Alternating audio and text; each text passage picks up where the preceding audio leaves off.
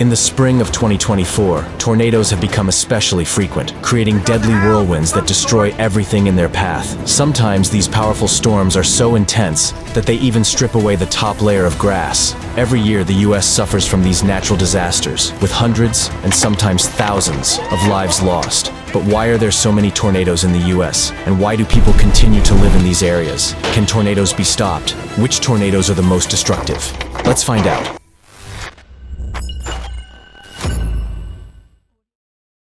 Tornadoes can happen in Australia, eastern China, and Europe. But there's one place in the world where they're particularly common, right here in the USA. And it's not all over the United States, but in a specific area called the Tornado Alley. It doesn't have exact borders, but typically includes parts of northern Texas, Oklahoma, Kansas, Nebraska, South Dakota, and eastern Colorado. It's in these states that these beautiful, yet powerful, yet dangerous natural events occur about 1,000 times a year. Let's quickly understand what a tornado is and how they form, and I'll try to explain it all simply and clearly. The most important thing to grasp is that a tornado is just a very strong wind that swirls into a gigantic funnel. For a tornado to form, you only need two things. First, there's got to be a thunderstorm, a big one with thunder and lightning. Second, you need streams of air moving at different speeds and in different directions. The reason there are so many tornadoes in this part of the United States is that all the conditions for them to form are just right here. To the south of Tornado Alley is the source of warm moisture, the Gulf of Mexico. Warm, moist air flows up from there into the valley. And to the west of Tornado Alley are the high Rocky Mountains, where cold, dry winds blow. When these two air currents meet, the warm, moist air rises up, and the moisture in it turns into storm clouds. That's the first thing you need for a tornado. A storm system. In any other place, rain would fall from these clouds, cooling down the warm air, and the storm would end there. But that's not the case in Tornado Alley. Here's where the second condition comes in. There are streams of air moving at different speeds and in different directions. Another air current that passes through Tornado Alley is the jet stream. It's a narrow but swift flow of air, kind of like a river in the sky. It can stretch thousands of kilometers long and hundreds of kilometers wide. Inside it, there's a hurricane-like wind blowing at speeds from 60 to 250 miles per hour. This air current is always present in our atmosphere, and it just so happens to pass right through Tornado Alley. This powerful wind pushes rain aside and allows warm air to rise higher, making the storm more and more intense. These storms are called supercells. It's a very rare natural phenomenon, and it's what creates tornadoes. But that's not all the role the air currents play. The air from the Gulf of Mexico is rich in moisture and moves slowly from south to north across the plains of Tornado Alley. At the same time, the cold jet stream rushes eastward at a tremendous speed. It causes the warm air from the Gulf of Mexico to start spiraling, and a funnel starts growing down from the clouds, sucking air from the bottom up. At the bottom, a swirling cloud of dust begins to appear, and when both parts come together, a tornado is born, sucking everything around it. Air, grass, debris, houses, cows. That's how it happens that so many of these dangerous whirlwinds occur in this area. If we zoom in on the map, we'll see that there are a lot of towns and cities where people live right in the heart of Tornado Alley. When a destructive tornado passes through one of these places, it sweeps everything in its path, leaving behind what we call scars on the ground. If you look down from above at that area, you'll see brown streaks. That's the tornado's trail on the ground. Sometimes, there's not even a top layer of grass left after it's gone through. If you were to stand in the path of one of these destructive tornadoes, chances are you wouldn't survive. Not all tornadoes are the same. I want to show you the biggest and most destructive tornadoes and talk about why people live in this region. Now let's figure out what makes a tornado strong. To measure a tornado's intensity, we usually use the Fujita scale. It was named after the professor who came up with it in 1971. The scale consists of 6 categories from 0 to 5. The weakest tornado is considered an F0, also called a gustnado. It damages pipes and TV towers, snaps small trees, and knocks down signs. Next is an F1 tornado, moderate. It rips roofs off houses, severely damages mobile homes, flips trailers, moves cars, and uproots some trees.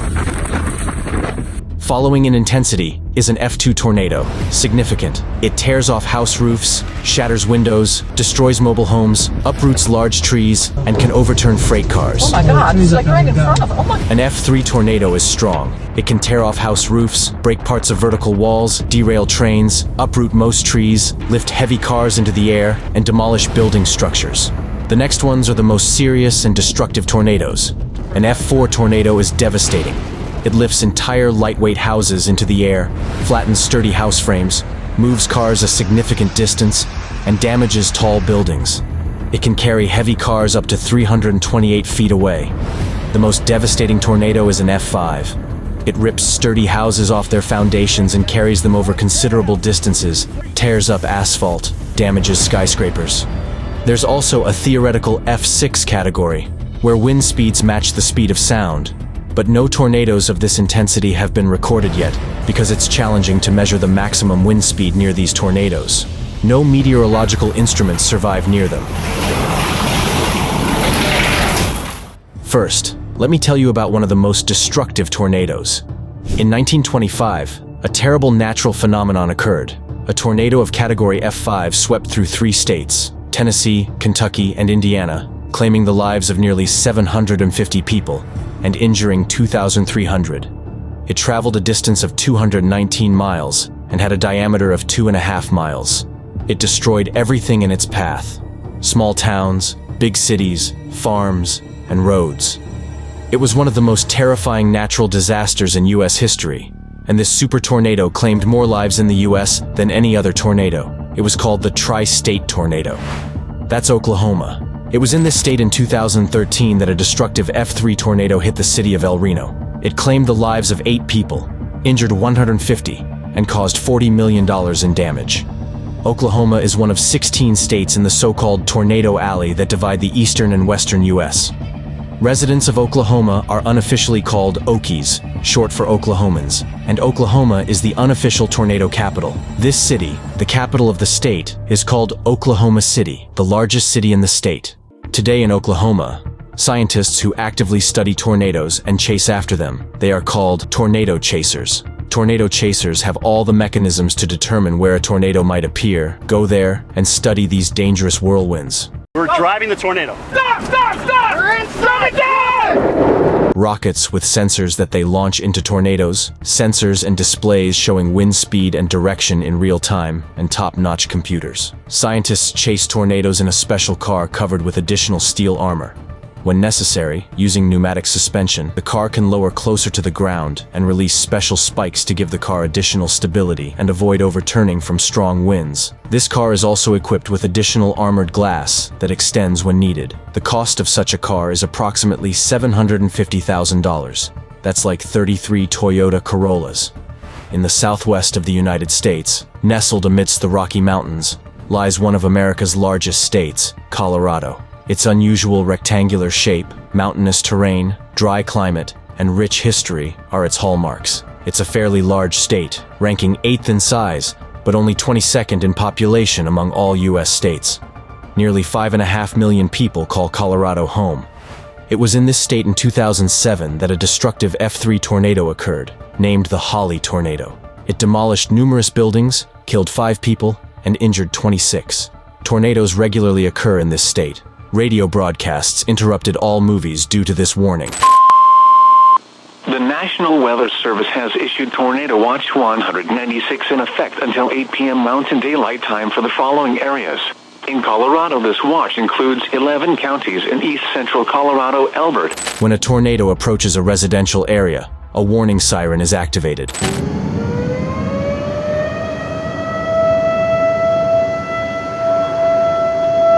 Denver Airport has tornado shelters. Now, let's shift our focus to the state of Kansas, where in 2007, the devastating Greensburg tornado struck. It was named after the city that this tornado completely destroyed.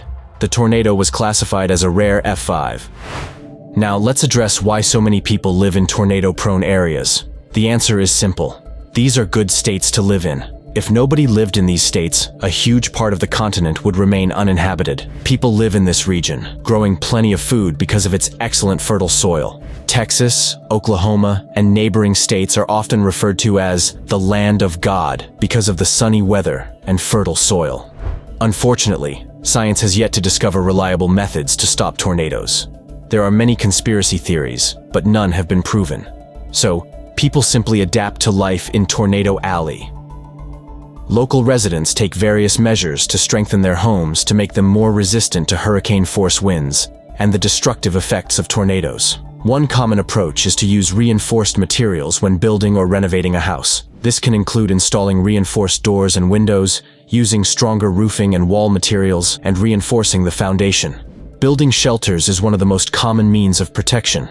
Many homes, especially, are equipped with underground shelters or bunkers designed to protect against tornadoes. These shelters are typically constructed of concrete or steel and can offer significant protection from destructive winds and debris. However, one of the most important aspects of tornado protection is weather monitoring and warning. Residents of tornado-prone areas often monitor local forecasts and meteorological warnings and respond to them promptly. Quick reactions to warnings and search signals can save lives. Finally, education and training play a crucial role in tornado protection. Residents of tornado-prone areas often undergo safety training and drills to know how to respond correctly in case of danger. This includes knowing how to identify a safe shelter, understanding evacuation procedures, and other skills necessary for tornado protection. Remember that tornadoes remain one of the most dangerous and destructive natural phenomena that can strike vast areas and bring death and destruction. Take care of yourself